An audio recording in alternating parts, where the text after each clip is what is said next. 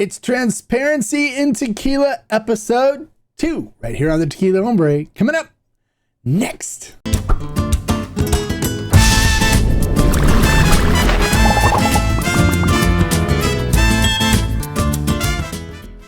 Hello and welcome to this episode of the Tequila Hombre, where today we're going to be hitting part 2 of the Transparency in Tequila series. So, I've had a lot of people that were commenting on the first video where they're saying, I don't want chemicals in my additives, and you must be a paid shill now for additive brands. You're a sellout, stuff like that. None of it's true. I'm not a paid shill for any additive brands. So some people are wondering, well, why are you doing this? Well, the reason why I'm doing this is we need correct information out there. We need the right information, not something that's instead used to push a narrative or a marketing advantage. So the reason why I'm doing this is because when I first heard about additives, I, like you, was like, ooh, I don't want additives in my tequila, and was worried about being hornswoggled by producers and all kinds of stuff like that. And then when I'd go to Mexico and actually talk to some of the really well-respected producers that we all love, they'd look at me and they go, that information is not true.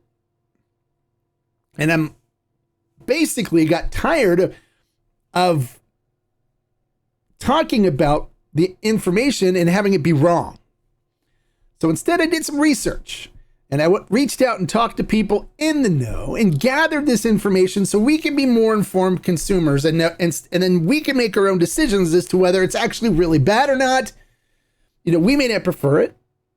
We may not prefer the flavors that it creates, but it may not be so bad. If people like to drink it, and it may not be as bad for us as we think it is, and there may be more to it than we actually know. So let's not waste any more time. Let's get into the details and start episode 2 of Transparency in Tequila. All right, so get out your notebooks. Let's take some notes. We're going to go over some valuable information for you here. You may want to watch this over and over again too to get this information and make sure you understand it. And if you have questions about any of this stuff that I talk about in this episode, comment below and post your question. I'll be more than happy to address and answer your questions for you. And if I don't know the answer, I will reach out to some of the tequileros and industry experts that I know that we can get the answers for you. Okay. So episode 1, we talked about why the term additive free is deceptive. And we talked about the background behind the additive free stuff and why the CRT has banned it. And we talked about the true word additive free and what that can mean for people. So now we're going to talk about the additives that can actually be used in tequila and why. And we're going to break that kind of stuff down, and we're going to talk about the science behind it. So first of all, why do they use additives in tequila? They don't put additives in tequila to deceive you. The reason why additives were allowed in tequila is because one issue that tequila has, it's pretty much like similar to wine, is that each batch is going to be different from the last.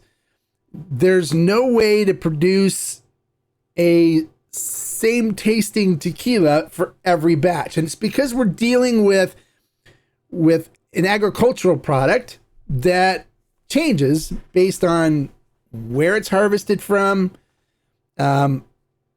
the soil, terroir. So like grapes, right?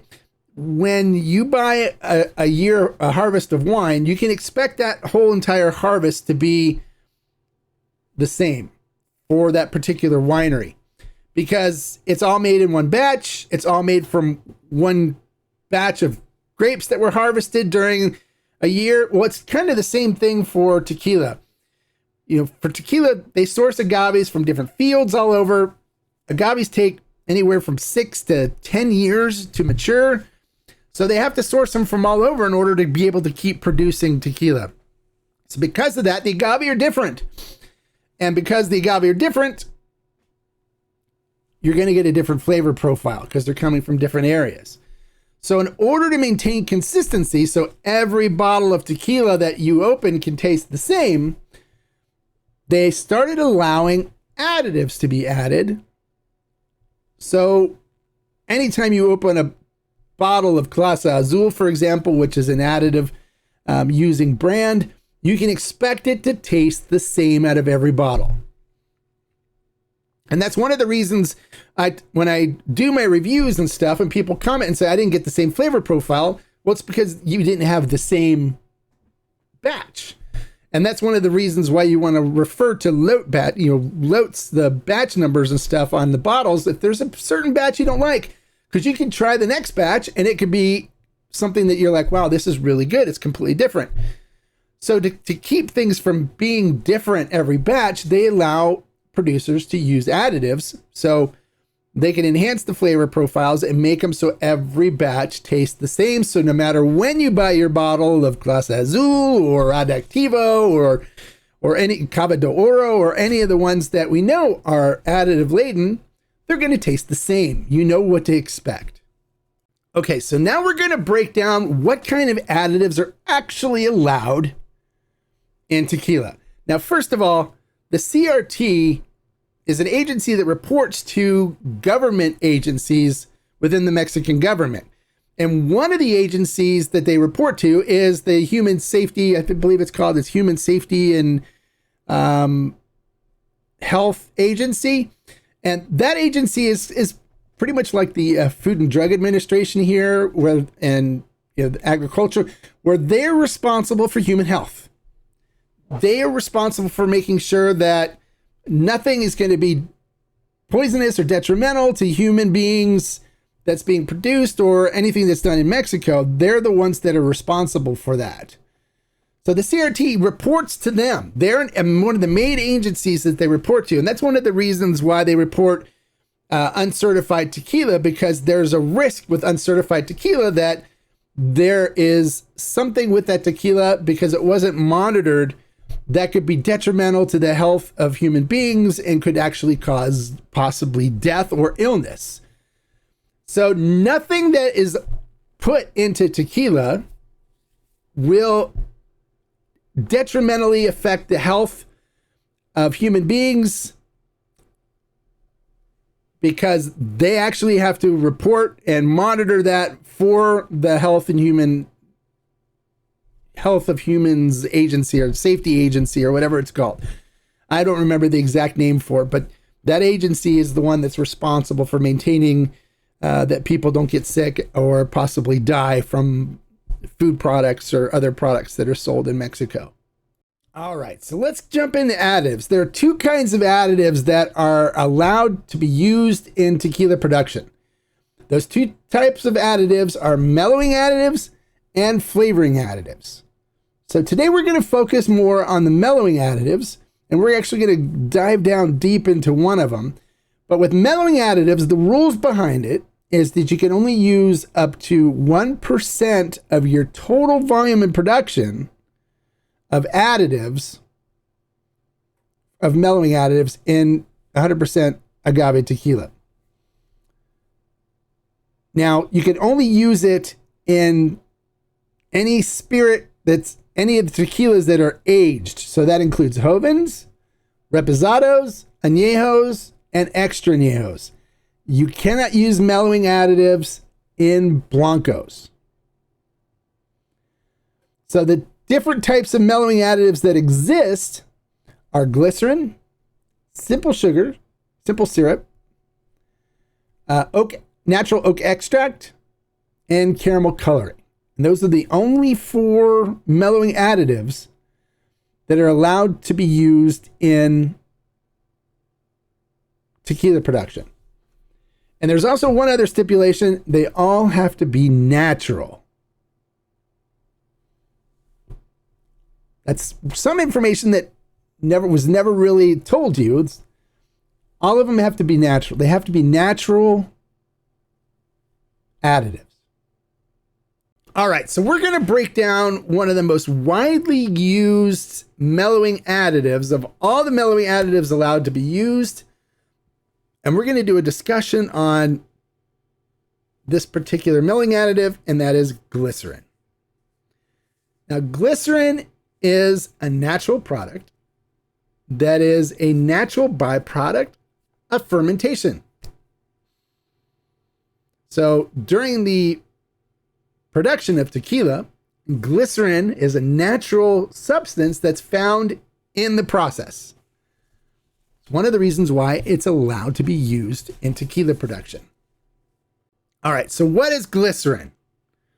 Glycerin is a substance that's used to enhance mouthfeel and body in tequila and other spirits.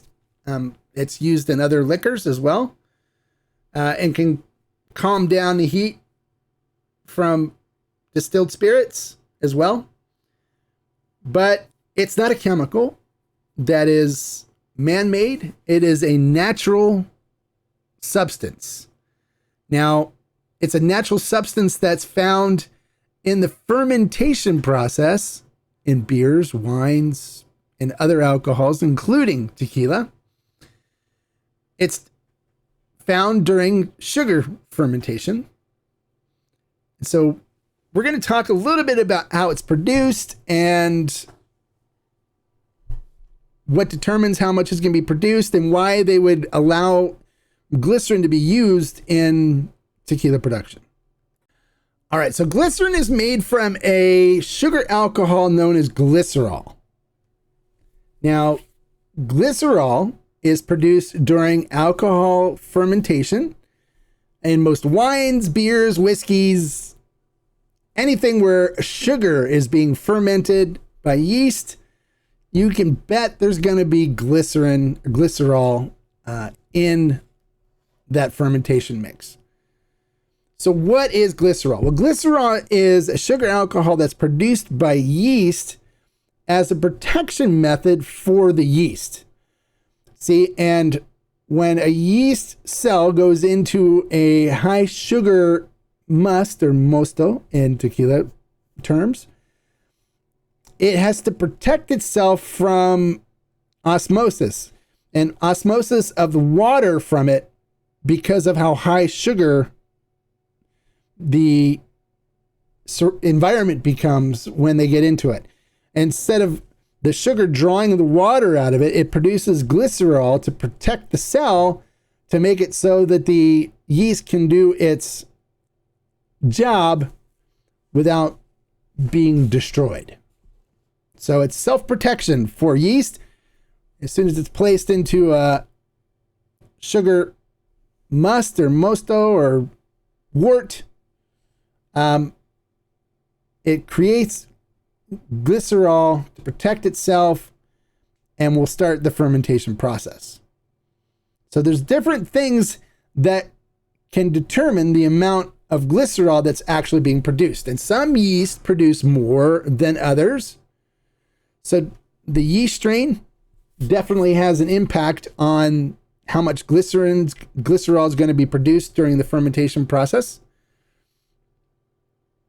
as well as the temperature of the must or mosto for tequila. So the higher the temperature, typically the thinner the distillate you're going to get, the less glycerol is produced. The colder the temperature, the more glycerin you're going to get. So the more mouthfeel and the more texture and stuff you're going to get within your tequila product. Another thing is also the amount of sugar. So the higher the Brix level of the must, the more glycerol is going to be produced by the yeast to protect itself. So the higher the Brix, the more mouthfeel, the more textured stuff the tequila is going to have. Also the pH. So the acidity of the must or mosto will also determine how much glycerol is produced during the fermentation process. So because of this, there's fluctuations.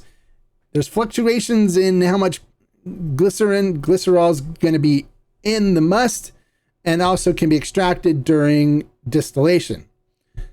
So that's why some tequilas have more body, mouthfeel, and texture than others. It's because they might not have paid as much attention to the fermentation process, or using a yeast that doesn't produce as much glycerol. And they can change things like that to enhance the mouthfeel naturally, or the CRT can allow them to add it afterwards to bring up the mouthfeel, texture, and body on a consistent basis from batch to batch. But remember, it is found in tequila naturally as well. Okay, so there's already going to be glycerol in the tequila naturally.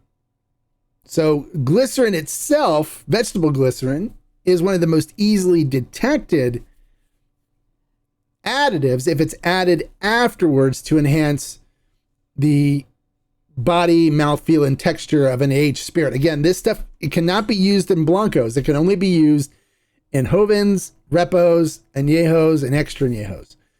So if you want to know if extra glycerin has been added to your aged spirit, you can do the pan evaporation method, because otherwise the other glycerol that would be in it naturally actually came through the distillation process. If they added afterwards, it didn't come through the distillation process, so it's not going to be as pure as the glycerol that comes through the distillation process, because during distillation, the glycerol is cleared up. It is a sugar alcohol, it is an alcohol, so it does distill, but when they use vegetable glycerin from another source, it's not going to be as clean as the distilled glycerol that comes from the still. So what are the health concerns with glycerol? Well, glycerol is a sugar alcohol that is naturally absorbed in the small intestines. It's then converted by your liver to sucrose, and your body burns it as fuel. So it has been deemed safe by the Food and Drug Administration for use in food products here in the United States. And the only really adverse health concerns they've seen from the use of vegetable glycerin or glycerol itself is mild intestinal discomfort. And it's because of how it's brought into the intestines and absorbed by the intestines. It draws water into the intestines. And because it draws water into the intestines, it has a laxative effect on your intestines. So because it has a laxative effect, it can cause diarrhea, gas, and gastrointestinal discomfort if consumed in large quantities. There's not enough glycerin added to tequila to cause anybody any major discomforts from the addition of glycerin or glycerol in a tequila. You have to consume a large amount, a very large amount, in order for you to have the diarrhea and laxative effects of vegetable glycerin. There's people that consume a spoon of vegetable glycerin every day to use as a laxative, and that might do it, but you're not going to find a spoonful in a bottle of tequila. And you're not going to drink a bottle of tequila a day, even if you did. You have to consume a large amount in order to have any adverse health effects. Where in the most adverse health effects that you'd have is you may be tooting a little bit and have a little diarrhea, and that's it. So it's ultimately a healthy additive that's used to enhance mouthfeel and texture of tequila. Nothing wrong with it at all. It's not going to cause adverse health effects of you. It shouldn't cause anything, really, because the amount that's used is so minimal. And actually, because it is a sugar alcohol, it's naturally sweet. So it actually can be used not only to enhance the body texture and mouthfeel of a tequila, but can also make it a little sweeter. It's a natural sweetener. Now, one of the things I do not personally like about glycerin being added after distillation is it tends to make the tequila really syrupy and thick. It's not like a natural mouthfeel, silkiness and stuff to it. It tends to make it super syrupy. And I don't like that consistency when I'm drinking tequila. So if you want to know whether you think, glycerin has been added, if it's super syrupy and sweet, then chances are it's got glycerin added to it. If it tastes good and you like it to be more syrupy and sweet, because the more syrupy it is, the more smooth it's going to be. So it'll give you that smooth feeling because it'll coat the mouth and coat the tongue really well. It won't have any burn to it because that helps mellow out the burn. That's why it's called the mellowing additive. It helps mellow out the burn and makes it more drinkable for some people. So, but there's nothing wrong with glycerin. It's not going to kill you. I personally don't prefer it in my tequila because for me, it makes it too syrupy and sweet for my tastes. But my tastes aren't reflective of everyone's tastes in the world. And so I see no reason why producers can't use it if they want to appeal to other people that have tastes besides myself. And since it's already in there naturally, what does it matter if they add a little more? It's not like they're putting something in there that's not already present. It's already in there. That's one of the reasons why it's allowed to be used. All right, well, there you go. There's a lot of information about just one of the mellowing additives. We'll cover some of the other ones in the future episodes coming up here. So make sure you click the subscribe button right there and the notification bell next to it so you get notified of the new episodes on this series that are coming up with more great information that's going to really give you knowledge, because knowledge is power. You can't be taken advantage of if you know the facts. And if you like the information I shared in this video, make sure you click the thumbs up and give me a like.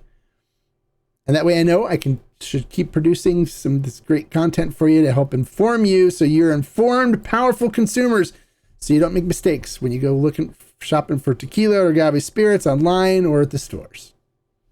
And until next time, like I always say, life is too short to drink bad tequila. So, hey, keep watching my videos and learning, and you'll be making less mistakes. Salud. Bye, guys.